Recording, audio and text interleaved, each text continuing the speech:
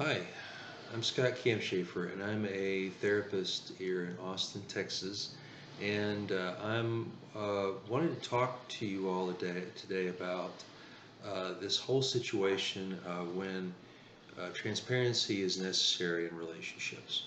And I work with a lot of male clients who have sex addiction and compulsion issues. And one of the big things and issues that they run into is they've had some sort of breach of trust or infidelity with their spouse or their partner, and then now they're under tremendous scrutiny to tell them everything that's gone wrong in the relationship over the entire course of the relationship. And this is it's a tremendous problem for a lot of people, uh, particularly, like I said, the men that I encounter in my practice who they've been called on the carpet for something. Maybe it's viewing porn or seeing prostitutes or some other type of form of infidelity in the relationship, and they're now expected to lay all their cards on the table, and anything that happens, any maybe thoughts that they have, or their spouse expects them to tell them about them, because trust has been eroded. There's no trust left. And maybe the partner, the client that comes in to see me is on the verge of getting a divorce because their partner is like, I can't put up with any more of this. One more time, and you're out of here, and or I'm out of here, or we're done. So this is a very serious issue, and it puts a lot of pressure on couples, not only because the offending partner has to rebuild the emotional trust back up, but also the partner who's been offended has betrayal trauma, which is another issue, and they may want a lot of information, and yet if they get a lot of information about what their partner is doing, they're probably going to be very triggered and upset. So they'll want to know, I want to know everything that happened, everything that you did that, when you were, you were doing me wrong.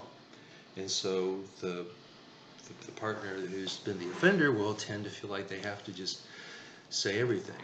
And in those cases, it's really important to have a trained professional present, because when somebody does full disclosure, that information, honesty is important, and in this case it's transparency that's called for, but that can be very difficult to handle. And if there's a trained professional there to facilitate the conversation, then the partner who's been offended, the one who's been betrayed, will be able to get the important information without being unduly triggered or traumatized or re-traumatized, as it were. But what happens often is that the couple may not seek therapy. The spouse tries to be the, the husband's confidant about everything, and they want to know everything, and yet it creates the great potential for more divisiveness and ultimately divorce unless there is a trained professional present.